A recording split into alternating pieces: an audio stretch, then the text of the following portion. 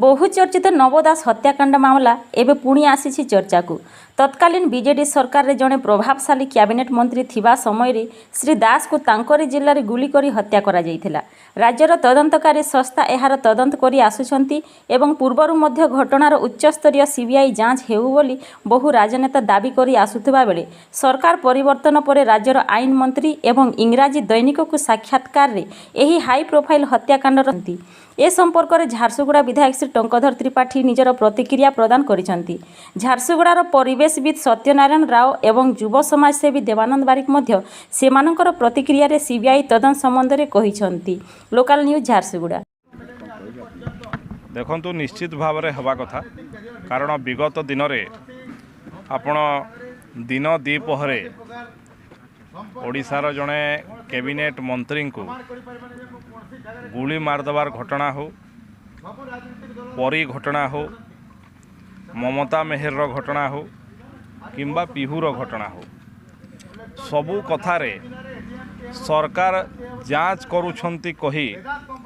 ओडिशावासी को आई माँ कहानी शुणेले एवं विशेष करी ओडिशा सरकार कर पूर्वतन केंद्र मंत्री पूर्वतन कैबिनेट मंत्री नव किशोर दास कर हत्या घटना उपरे ओडिशार साधारण बुद्धिजीवी, ओडिशार सामाजिक कार्यकर्ता, ओडिशार विभिन्न राजनैतिक दलर कार्यकर्ता समस्तंक मन भितरे ये जांच प्रक्रिया को लेकर संदेह प्रकाश पाइथिला एवं तार सठिक जांच, निरपेक्ष जांच एवं प्रामाणिकता जांच आवश्यकता पाई समस्ते स्वर उत्तोलन मध्य करथिले। आज ओडिशार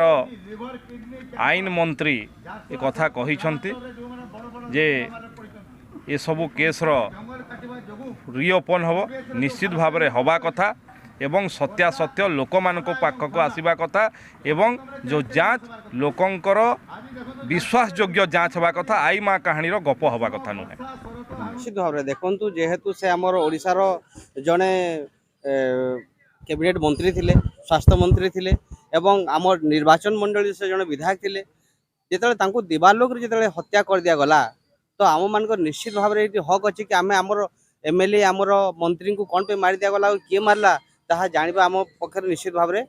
आम जानिबा कथा। एवं आज आपन को आ गोटे कथा कहि दोछि मु आपन माध्यम रे आपन देखिथिबे पूर्वर मध्य देखिथिबे जो क्राइम ब्रांच द्वारा जो कहानी रचा जाइथिला केतेले एयरपोर्ट रो लैट्रिन रूम रो कागज बाहरुछि तो केतेबेले से गोली मध्य मिलु नाही। तो निश्चित भाव में पूर्वर जो क्राइम ब्रांच ताकू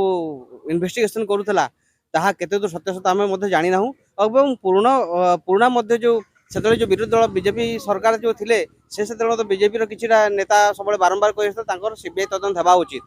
तो आम चाहूँ कि सीबीआई जो हत्यार जो सीबीआई तदंत होगा कथा तो ओडिशावासी यही हत्याकांड सत्यता जानिबा कथा एवं पूर्वर जो सीबीआई तदंत कथा कहुला बारंबार समस्ते दाबी कर सीबीआई तदंत तो निश्चित भाव में बर्तमान से सीबीआई तदंत होगा उचित एवं किए हत्याकारी ताहा ओडिशावासी जानिबा कथा कारण है एवं कौन पे से षड्यंत्र करथिला किए करथिला ताहा जानिबा समस्त अधिकार अच्छी कारण है से जने हमर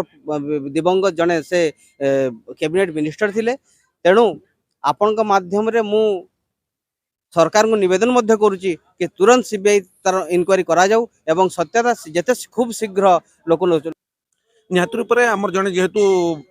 दायित्व संपन्न मंत्री थे ओडिशा सरकार को कैबिनेट मंत्री थे निहत रूप से जो ये हत्याकांडटा है दुखदायक घटना आउ सारा राज्य को या विराट प्रश्नवाचक स्पष्ट दिवालोक जड़े आईन श्रृंखला विभाग अधिकारी स्पष्ट दिवालोक जो हत्या कला बोली जो अभियोग रही